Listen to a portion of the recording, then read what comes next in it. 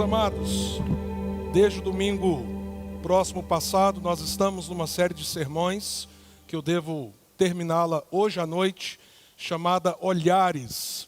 Textos que aparecem de maneira, diríamos assim, muito específica nos 4 evangelhos, narrativas que estão sendo feitas e edificam a igreja nos 4 evangelhos que nós temos nas Escrituras. E hoje nós vamos ler pela manhã Mateus 26,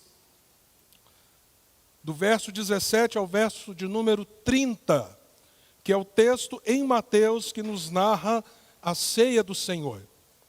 Assim nos diz a Escritura: no primeiro dia da festa dos pães sem fermento, os discípulos dirigiram-se a Jesus e lhe perguntaram: onde queres que preparemos a refeição da Páscoa? Ele respondeu dizendo que entrassem na cidade, procurassem um certo homem e lhe dissessem: o mestre diz, o meu tempo está próximo, vou celebrar a Páscoa com os meus discípulos em sua casa. Os discípulos fizeram como Jesus os havia instruído e prepararam a Páscoa. Ao anoitecer, Jesus estava reclinado à mesa com os 12. E enquanto estavam comendo, ele disse: digo-lhes que certamente um de vocês me trairá. Eles ficaram muito tristes e começaram a dizer-lhe um por um: com certeza não sou eu, Senhor. Afirmou Jesus: aquele que comeu comigo do mesmo prato há de me trair. O Filho do Homem vai, como está escrito a seu respeito, mas ai daquele que trai o Filho do Homem. Melhor lhe seria não haver nascido. Então Judas, que haveria de traí-lo, disse: com certeza não sou eu, mestre. Jesus afirmou: sim, é você. Enquanto comiam, Jesus tomou o pão, deu graças, partiu e deu aos seus discípulos, dizendo: tomem e comam, isto é o meu corpo. Em seguida tomou o cálice, deu graças e o ofereceu aos discípulos, dizendo: bebam dele todos vocês. Isto é o meu sangue da aliança, que é derramado em favor de muitos para o perdão de pecados. Eu lhes digo que, de agora em diante, não beberei deste fruto da videira, até aquele dia em que beberei o vinho novo com vocês no reino de meu Pai. Depois de terem cantado um hino, saíram para o Monte das Oliveiras. Qual foi o jantar mais importante ou mais marcante que você já participou? Você consegue ter em mente isso? Qual foi o jantar mais marcante, ou quem sabe, mais importante que você teve a oportunidade de participar?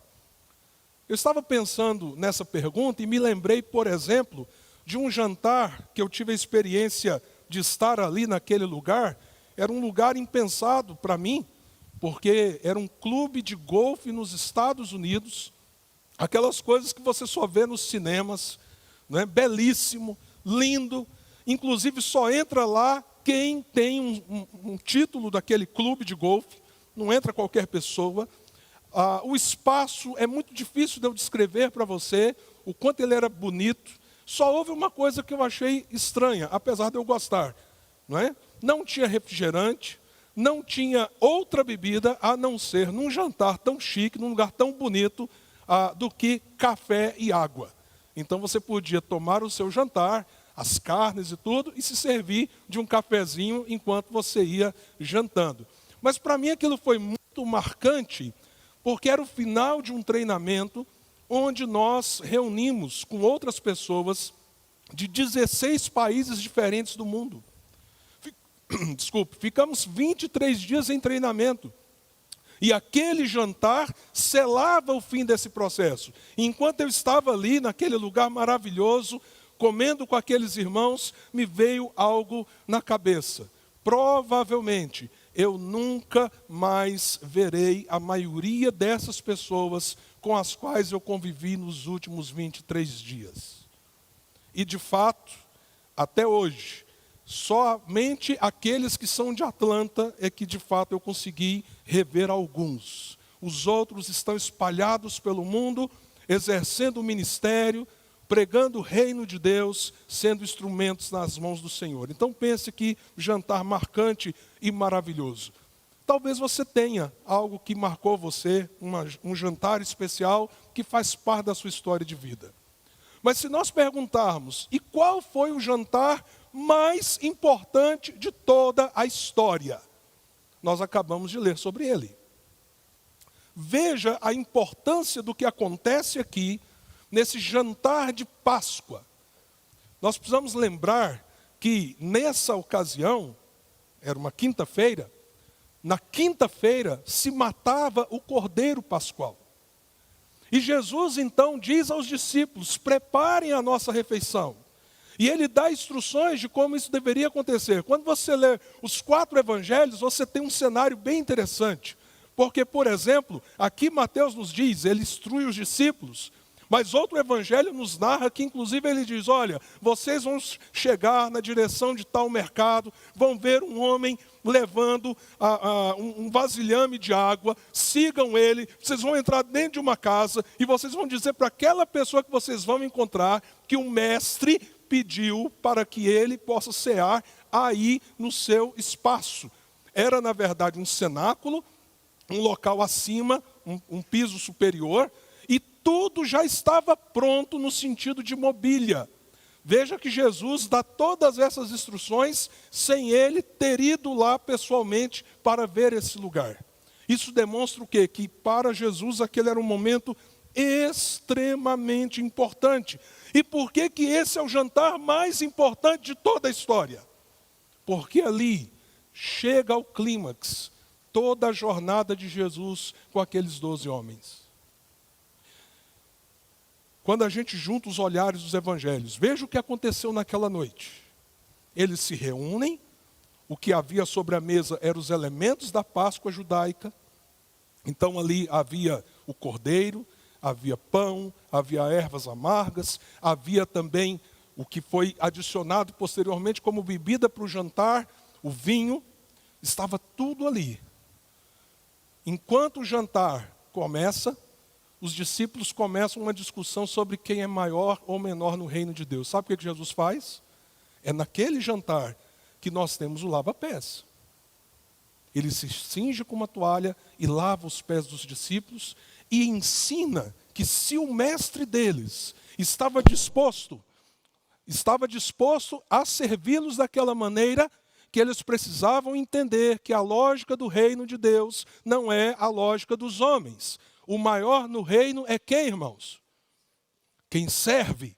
E quem dá o exemplo de que o maior no reino é quem serve, é o próprio Senhor Jesus. É naquela noite também que Jesus indica que Judas seria o traidor. É naquela noite que Jesus repreende Pedro, porque Pedro tinha uma autoimagem equivocada. Ele se via como alguém pronto, corajoso, audacioso. É naquela noite que ele diz para o Senhor Jesus, Senhor, eu estou pronto a ser preso e morrer pelo Senhor. Mas Jesus disse para ele, Pedro, Satanás quis peneirar você, mas eu intercedi por você. Quando você se converter de volta, Pedro, ajude os seus irmãos. Aquela noite também é a noite em que Jesus ministra aquela ceia e estabelece agora o sinal da aliança no Novo Testamento. Há aqui uma coisa muito importante que você precisa entender. No Velho Testamento, o povo foi instruído que eles deveriam todos os anos celebrar a Páscoa. A Páscoa era sinal da aliança de Deus com o povo de Israel. Mas agora, Jesus substitui a Páscoa pela ceia.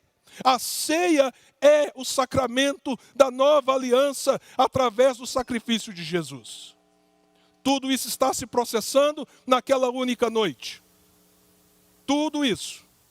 E naquela noite, Jesus também ora pelos seus discípulos. Talvez a oração mais linda que nós temos nas Escrituras. É ali, antes de sair dali, que Jesus faz a chamada oração sacerdotal. E tem uma coisa fantástica naquela oração que diz respeito a mim e a você.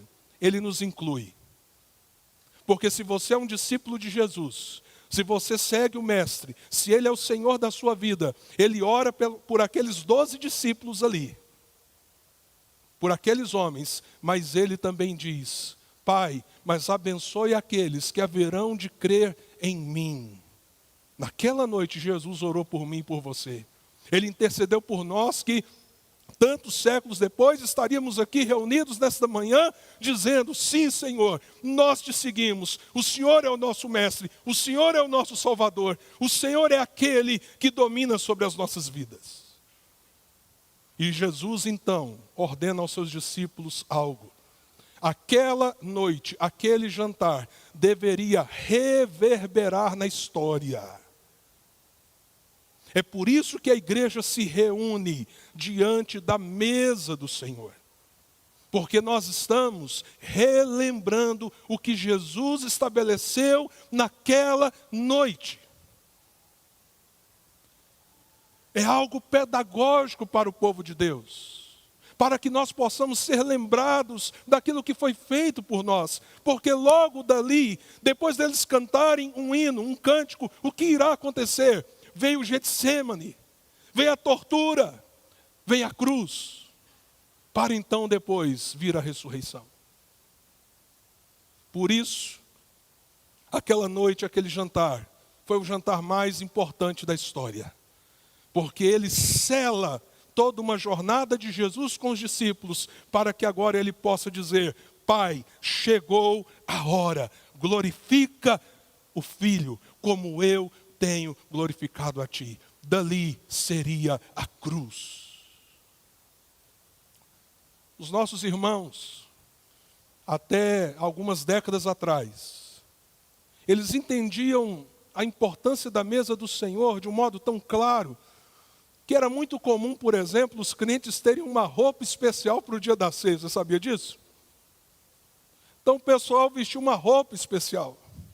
O pessoal evitava algumas coisas no sábado, às vezes ali no domingo antes do culto, para manterem as suas consciências mais focadas no dia da ceia do Senhor, para que os seus corações estivessem prontos para participar da mesa.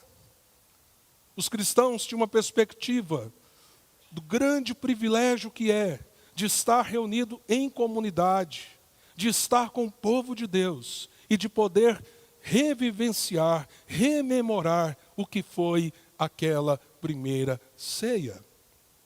Há um perigo, por causa da natureza humana, da gente transformar o rito da ceia apenas num elemento da nossa liturgia. Ou até a gente ser tomado por uma perspectiva religiosa. Por exemplo, os nossos irmãos que tinham muito esse princípio de estarem mais preparados para o culto de domingo, com certeza alguns deles tornaram aquilo um rito tão religioso que eles se preocupavam com isso só na ceia. É como se os outros cultos e as outras semanas você pudesse ser mais relaxado com a sua vida cristã. Mas evidentemente que também é um grande equívoco nós não percebermos a profundidade que esse momento significa para todo cristão. É com reverência, com temor, mas com profunda alegria que nós precisamos participar da mesa do Senhor. E eu quero concluir essa breve palavra dizendo para você que toda vez que a gente come o pão e bebe o cálice, algumas coisas precisam estar muito vivas dentro da gente. Primeiro, que Cristo está em mim e eu estou nele. A mesa da comunhão, ela nos lembra a doutrina da união com Cristo.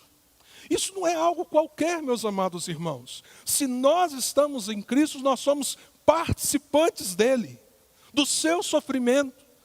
Ele está em nós através do Espírito Santo. Age em nós através do Espírito Santo. E a ceia nos lembra essa união que existe entre aquele que crê e o seu Senhor. Mas também, a ceia nos lembra quem é o outro, quem é o irmão na minha vida.